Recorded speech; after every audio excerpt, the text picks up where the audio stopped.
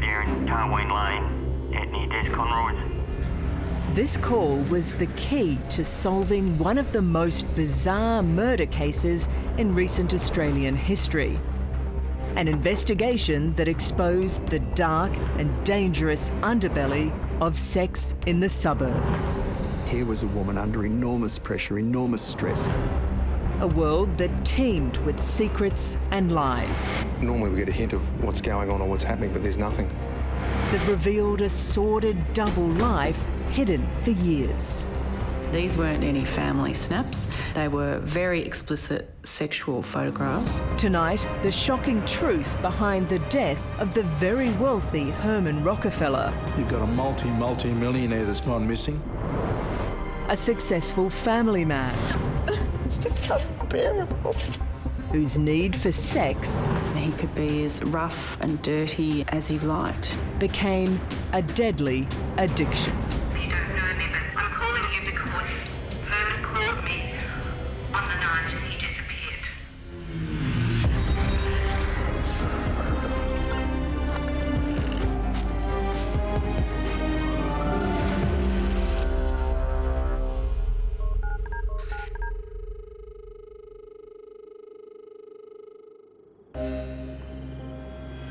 It was midnight in Melbourne, and Vicky Rockefeller was beside herself with worry.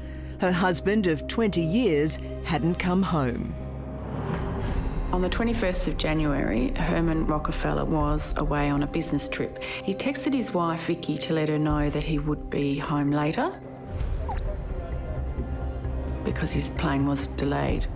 She thought he'd get home to their house in Malvern at about 11:15, but he didn't. She checked her phone, she rang him again.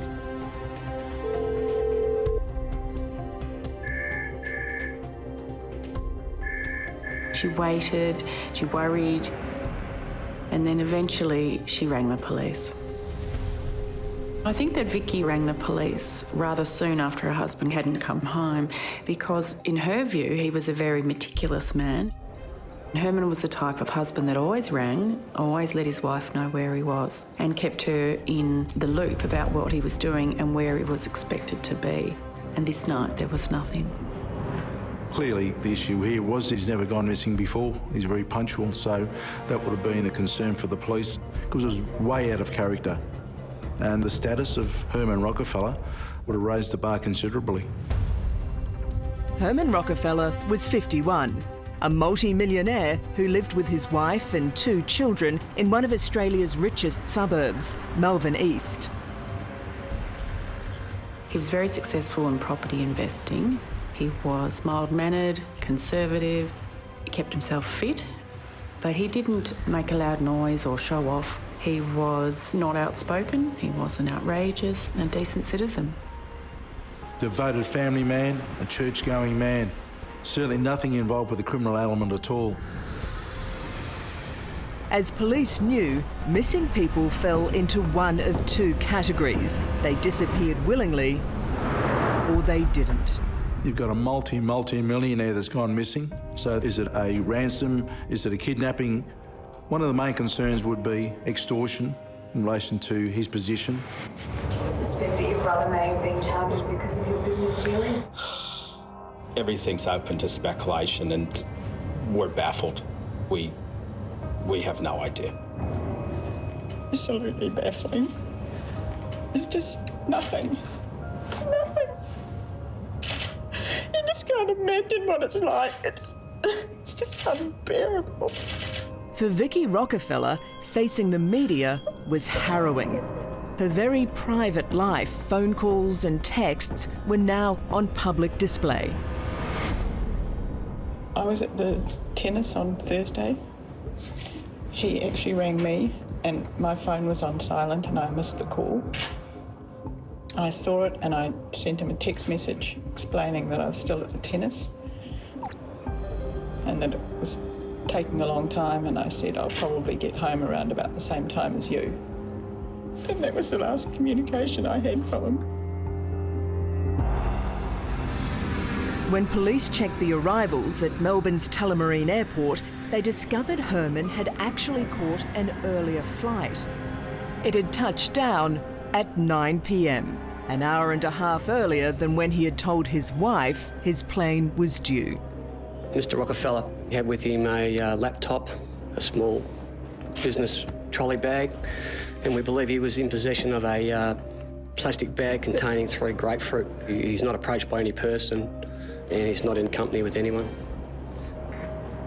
So the CCTV footage at the airport indicated that he's alive and well, and he's captured leaving the terminal carrying some bags. The next piece of CCTV is Herman leaving the car park at the airport and paying by credit card. But where it goes to after that is yet to be answered. Did he go along the Tullamarine Freeway back towards the city to home, or did he go in some other direction? Because after he leaves Tullamarine, we're at a loss to what happens at all. We've got no real theories at all. But basically, this stage, it's just a missing person, and normally we get a hint of what's going on or what's happening, but there's nothing.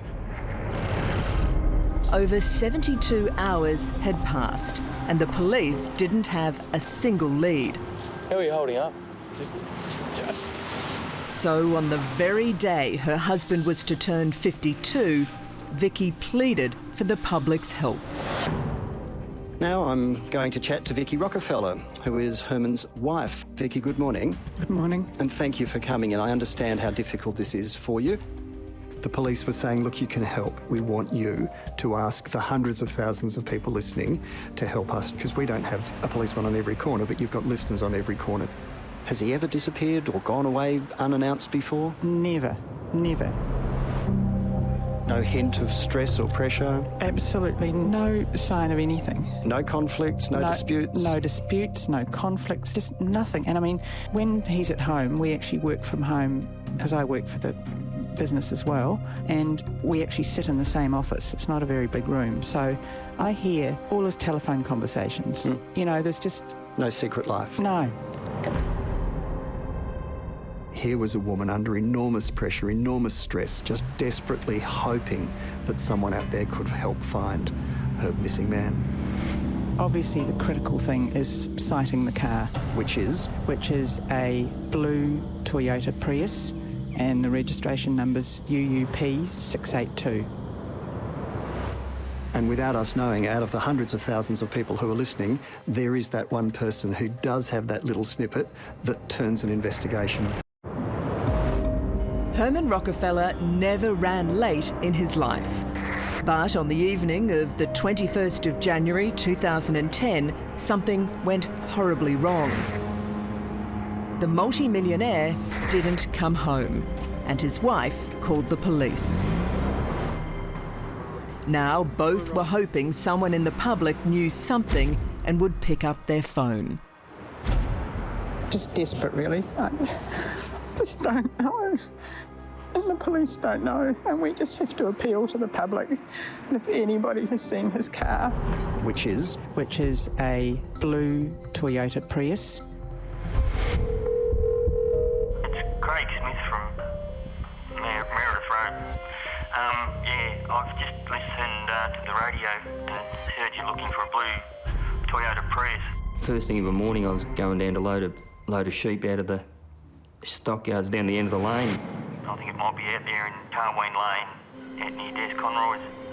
So I went down and loaded them, and the car was still there when I came back out, and was still there later on in the day when I come back again. So. It's down there about 300 or 400 metres. Sometimes you get cars that have been bought out and dumped and whatever else, so you sort of keep a bit of an eye out just in case they're going to burn them or strip them or whatever else and make a mess. It's still there last Sunday night when I knocked off.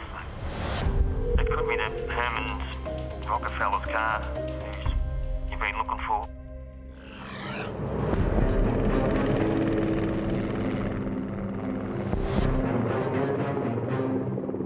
The car had been found in the suburb of Ballin, 80 kilometres from the airport and in the opposite direction from Herman's home in Melbourne East. The truck driver's location and call to the police locating Herman Rockefeller's car is very, very important in changing the direction of this investigation, and was the catalyst of the police turning out a full forensic team They would have visually examined the outside of the motor car before they approached the car because they're very mindful of any other evidence that they might be contaminating. They were looking for tyre tracks. They were looking for any footprints in that particular area. And then one person would start looking inside the car. And when we looked inside, there's no signs of foul play whatsoever. His bag wasn't there, nor was his phone. Could have Herman dumped the car himself and feigned his own disappearance? That was certainly a consideration. We thank the public for supplying this piece of the puzzle, and we hope that another member of the public will ring us and say that they've seen Herman alive and well. If there was a chance that Herman himself was watching, I'd just say, please, please come home. We love you and we're just desperate to see you.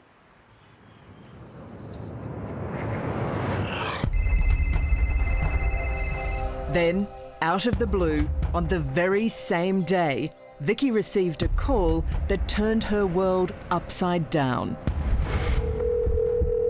Hello, Vicky. You don't know me, but I'm calling you about Herman. I'm calling you because Herman called me on the night he disappeared. From a woman she doesn't know, but she soon knows what her role was in her husband's life. I want you to know that I know Herman very well. And this woman said that she'd been having an affair with Herman, on and off, but for 27 years. And this woman, the mistress, said she thought that the seriousness of Herman's disappearance meant that all those normal boundaries had broken down and she needed to reach out directly to the other woman in Herman's life. So after Vicky Rockefeller got this call from the mistress, she told the homicide detectives about it. And that was something of interest, obviously, to the investigation. So too was how Herman organised his secret rendezvous with his mistress. She said that Herman Rockefeller had 4 other mobile phones that he'd used and that he'd carried with him. And this was news to the police, and it was news to his family. So the detectives from the homicide squad then went to Vicky and Herman's home and looked through the home office. And there they found, in a locked drawer of the filing cabinet, a small wallet of photographs. And these weren't any family snaps. They were very explicit sexual photographs, and in them was Herman Rockefeller and women who were neither his wife nor his mistress. Also in the home office in the filing cabinet was a piece of paper ripped out of a swingers magazine, which indicates another world, a secret world of Herman Rockefeller. The investigators started with the fact that he's a church-going man, a significant businessman and a devoted family man. Now it's taking a sinister turn into I suppose, the world of sexual deviation. So the homicide detectives traced the piece of paper to the publisher of a sex newspaper. And when pressed, the woman that ran the sex newspaper tells them that over the last 10 years, she's had a series of ads posted by Herman Rockefeller under a series of different names because she recognised the photo that he'd put with the ads. He started firstly with names close to his own, like Herman Rock, and then he moved to the name Andy Kingston.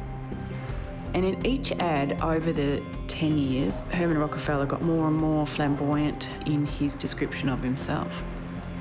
So he started off saying he was handsome. He ended up saying that he was an ex-model and television personality. So ultimately, where do we start looking? Who's answered these ads? What have we got here? The investigation into the disappearance of family man Herman Rockefeller had sparked 2 important calls. One from his mistress that revealed his sordid double life. You don't know me, but I'm calling you about Herman. The other had located his car. It could be the Herman's Rockefeller's car who's you've been looking for. What police didn't know at the time was that Herman's blue Toyota Prius had been spotted 3 days before, 80 kilometres away from Ballin. And it was parked in a street for hours on end with nobody going to it. And then some people noticed that there was a bit of an argument going on involving a short man and a large truck. And a woman was trying to assist the man with getting the car onto the truck, and they weren't doing a very good job of it, so there was a bit of arguing and shouting. And eventually the truck left with the car on top, and that was the last that the residents saw of that car.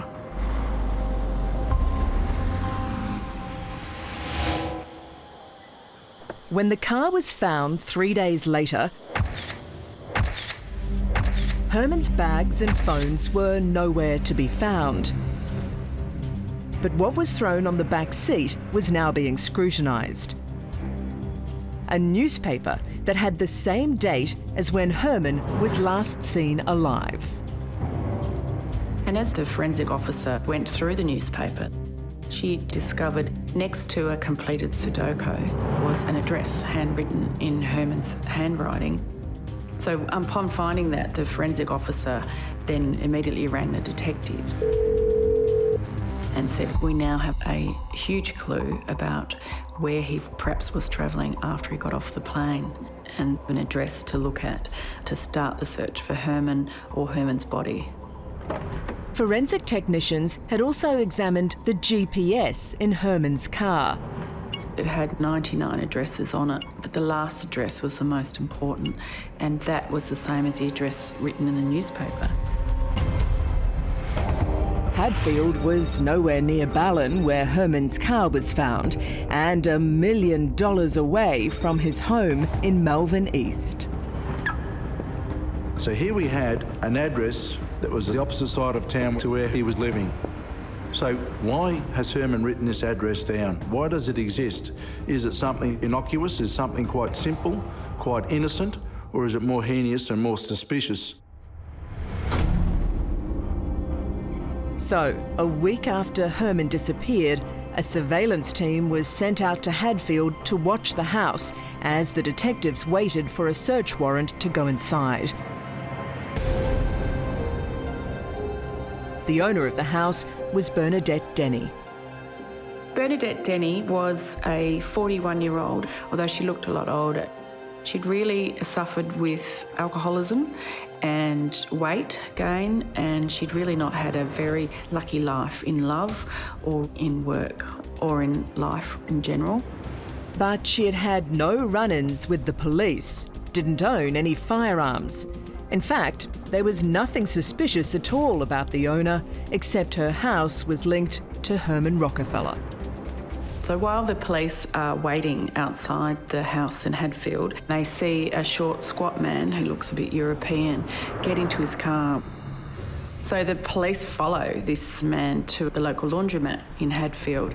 They watch him go into the laundromat with a very large garbage bag, and it doesn't seem to be heavy because he has no trouble in carrying it into the laundromat. He then emerged from that laundrette about 45 minutes later with the same big bag and puts it on the back seat and goes inside a supermarket. While he's inside, the police officers who've been following him go and look in the car, and they see a doona, which has obviously been cleaned. The fact that it's linked to this person, who's linked to this address, that's linked back to the missing person, vital information.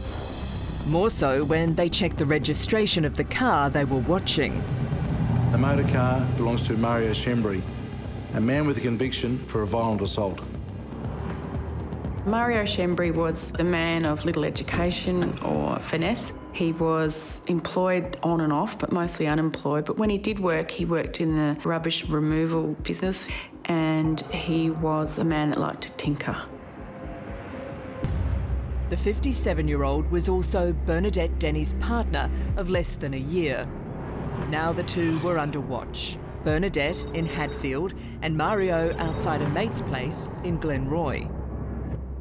As the surveillance units were keeping watch, they eventually get the warrant, and that's when the police make their move. As Mario Schembry's got his head under the bonnet of the car tinkering, he's suddenly accosted by two detectives from the homicide squad who quickly put his hands behind his back, slap the handcuffs on him and say, "Mario Schembry, you are under arrest." Simultaneously, over in South Street, two detectives are knocking on the front door of Bernadette Denny and going into her house and saying the same thing to her. Okay, I can confirm that about 4:30 yesterday afternoon, we executed a search warrant at the unit behind us. The search warrant was executed in relation to the disappearance of Herman Rockefeller. I can also confirm that a 57-year-old male and a 41-year-old female are in our custody, and we hope that they'll be able to assist us with our inquiries. The crime scene team had worked around the clock trying to find anything that would link the couple and the house to Herman Rockefeller. They identify a smear of blood on the tiles on the kitchen, some blood on the couch, and some blood in the garage of that house. But is it Herman Rockefeller's? We are still yet to locate Mr. Rockefeller, and we still hold very firm fears for his safety. How are your kids holding up, Vicky? They're managing. It's just terrible for them because they lost their father. Police suspected Herman Rockefeller, the father of two and husband to Vicky for 20 years, had been murdered by unemployed pair Bernadette Denny and Mario Schembry. But the arrest was no comfort or end of grief for the family, who were grappling with the revelations of the last week. Detectives were now questioning the pair, whose lives couldn't be in more contrast to the Millionaire's, as to where Herman Rockefeller was and why he had their address. Bernadette Denny says she only knows of the disappearance of Herman Rockefeller through the media. She said that she knew that Herman Rockefeller was missing. She didn't know him, she didn't know where he was, and she didn't know anything about him. And she really didn't cooperate with police at all. She then asked for a cigarette and had a break. It gave Bernadette time to realise just how much trouble she was in. So, when she returned to the interview room, she changed her tune. Bernadette had, in fact, met Herman Rockefeller a couple of months earlier, but she knew him as Andy Kingston. She said that Andy had been there once before after she and Mario had answered an ad that Herman had posted seeking a couple to have sex with. It was one of a number of ads Herman had secretly placed in the Swingers magazine. But Herman was never going to be a fun-loving couple. And he arrived on the doorstep as Andy, alone. Nevertheless, the couple still invited him in, and Herman had sex with Bernadette Denny in the front room with Mario watching.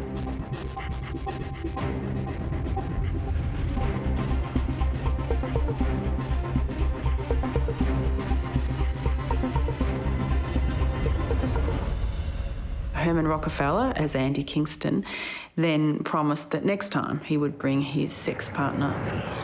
So, on the 21st of January 2010, having lied to his wife about when he would be home, Herman Rockefeller, in need of sex, rang Bernadette Denny as Andy Kingston and said he was coming over with his sex partner.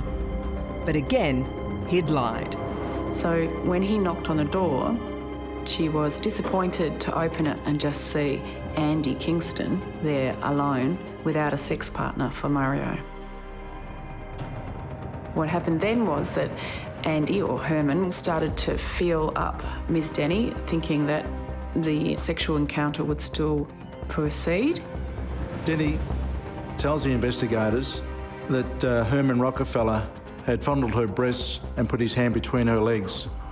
This in fact angered Mario, and as a result a fight ensued between the three of them. I slapped him in the face. I think he was taken aback. I like a feisty woman. It just made me feel sick, dirty.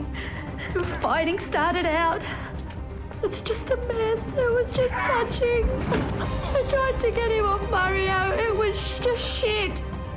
All of us fighting. He fought back too. I can't even remember what he said. It's a blur. The fight then goes from the lounge room into the garage.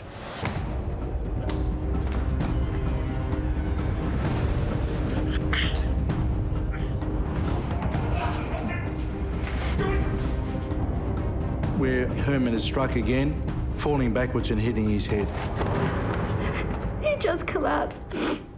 He just fell to the ground, was on the ground, and got up, and then back on the ground again. He was breathing. I could hear him. We just walked in the house. We were in shock. We stood there for a while saying, "What's happened? It's gone too far."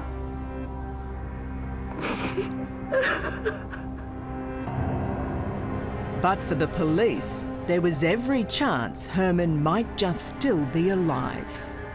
What happened next, Bernadette? We just panicked.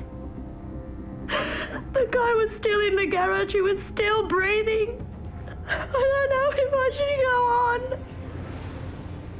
Where is he now? Tell me where he is. Oh, fuck. Down towards Heathcote somewhere.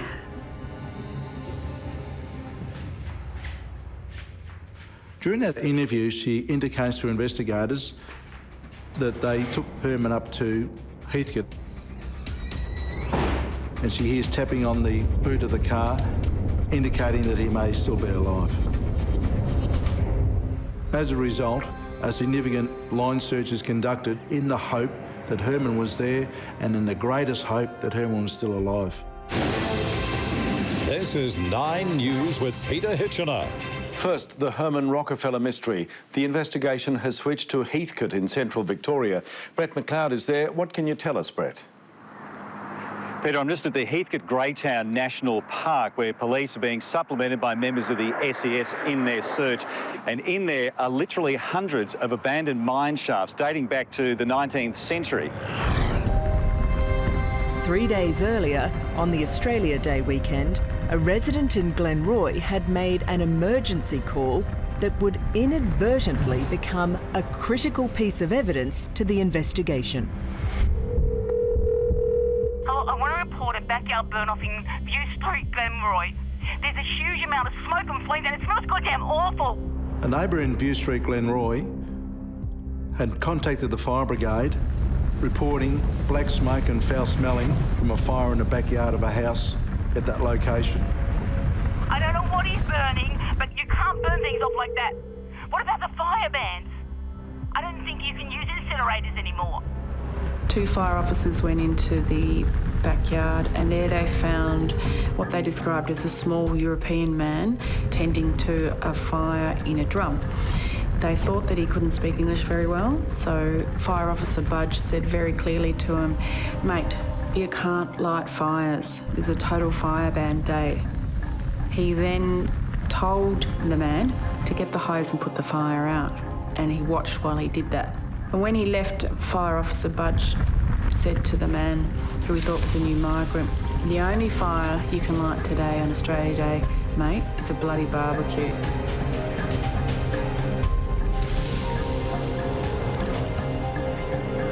Three days later, Mario was feeling the heat of a police interview. While Bernadette was talking, he wasn't saying anything. He's surly, he repeats the phrase "no comment," he doesn't give them any clue of where to find the missing man, who the police think at this stage may just be still alive. So, while police and SES kept searching in Heathcote, the detectives asked Mario's lawyer to speak with him.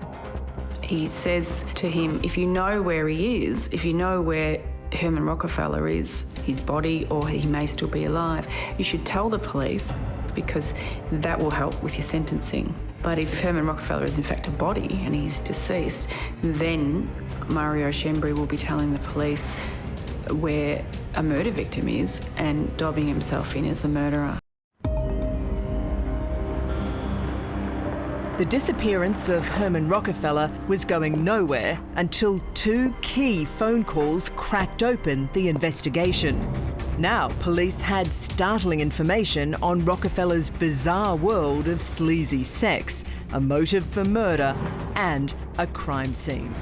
What they didn't have was a body. They hoped they would find it among the old mine shafts in Heathcote National Park. The police helicopter was involved, as well as those on the ground, and it's in there that they fear they may find Mr. Rockefeller's body. But back in Melbourne, the investigation was taking a new direction. Mario Schembri had gone from no comment to talking. After a visit from his solicitor, Mario Schembri takes a different tack in the police interview, and he tells the police to call off the search, that there's no point looking for Herman Rockefeller in the Heathcote area because he's in fact deceased. So the search in Heathcote is called off. He told them that there'd been some argy-bargy, that things had got out of hand. There was yelling, and it was a pretty stupid moment. Should have just walked away and left it at that. Could you have walked away and left it at that? I didn't. Mario tells the investigators that Herman Rockefeller didn't have a chance because he didn't have the anger in him as Mario did. I don't know how to put it. You got the anger. And it's like having the upper arm, I think. He tells them that there were blows exchanged and Herman Rockefeller had been killed in the garage of Bernadette Denny's home. We both banged our heads on the wall and it happened. Just fell and hit his head, and that was it. Mario then tells the investigators they drove the body in his motor car to Heathcote. They then drove the body back and placed it into the garage. What happened when you got home from Heathcote, Bernadette? He was still with us. We put him in the garage. Did you know he was dead? I don't know. What did you do then? He died in my garage. He wasn't breathing. So after it's clear that Herman Rockefeller is dead and is lying in the garage of her home, Bernadette Denny tells Mario Schembri that she has to go and find Andy's phone. She goes out into the street and the Toyota Prius is immediately obvious to her as not belonging to any of the neighbours, so she gets the car keys from the body. She opens the car and she finds a mobile phone and turns it off. Now, that is the phone that Vicky Rockefeller's been ringing and ringing and ringing, looking for her husband. The next day, as Herman's body lay in the garage, the neighbours saw what they now knew was Herman Rockefeller's car in their street. And eventually the truck left with the car on top, and that was the last that the residents of Hadfield saw of that car.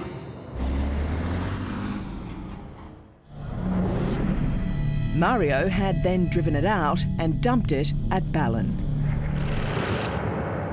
But there was still the matter of Herman's dead body in the garage. A panicked Denny and Mario then drive to Bunnings, and there they purchase a chainsaw, coveralls, mask and drop sheets.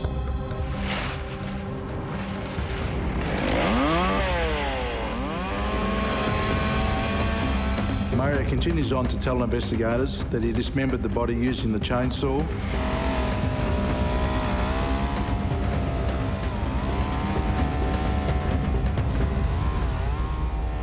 He then bags up the body parts and then takes them to the Glenroy address where he incinerates them in a 44-gallon drum. He's also got to dispose of the items that belong to Herman Rockefeller. The mobile telephones, the computer, the bag, which were also burnt in the incinerator.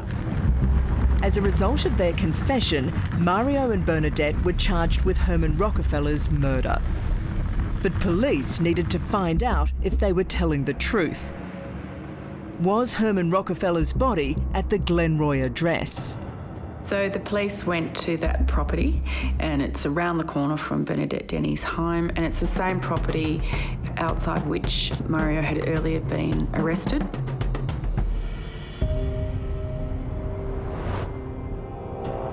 And it's a junkyard. And in amongst the rubbish, they find a drum, and that drum has been the site of a fire. And this was the fire that was reported to the police and the fire brigade earlier on Australia Day. Got a phone call from the homicide squad saying that they'd had 2 people in custody that they'd been questioning all day, and they'd admitted to attempting to burn a body at an address in Glenroy. The police desperately hoped that Dr. Baker would be able to positively identify any remains found there as Herman Rockefeller's. Because a murder case is much easier to run if you have a body. It was dark when I arrived. It was an old weatherboard house. I was taken through to the backyard, and in the centre of the grass there was a burnt area which presumably had been where the 44-gallon drum had been that the remains had been burnt in. I was then showed a number of plastic bags.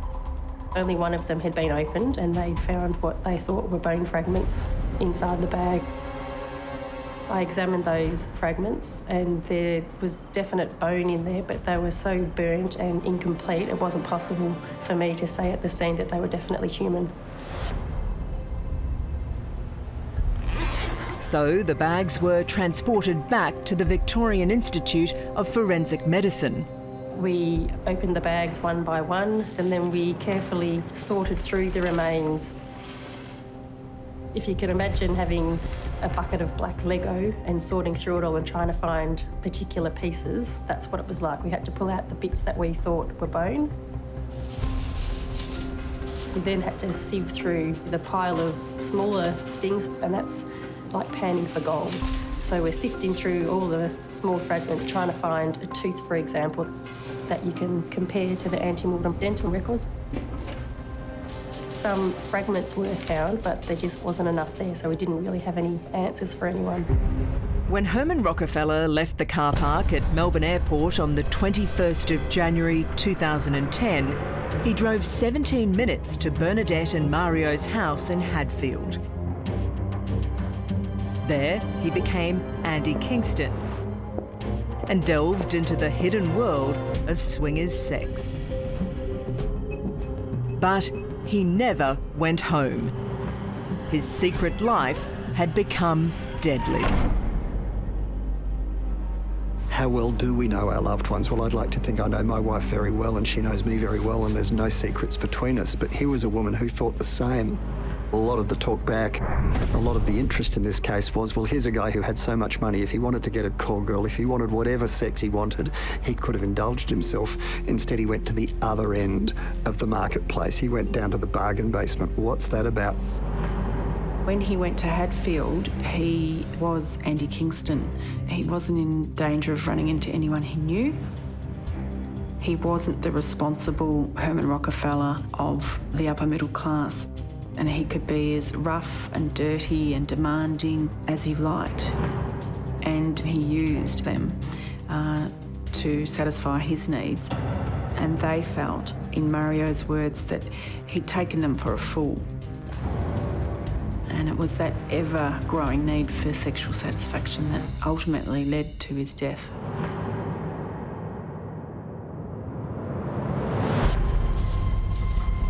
As yet, the forensic pathologist was unable to positively identify any of the remains as being Herman Rockefeller's. But then a call came through that sealed the case. 4 days after examining the initial remains, I was sitting at my desk and I received a phone call.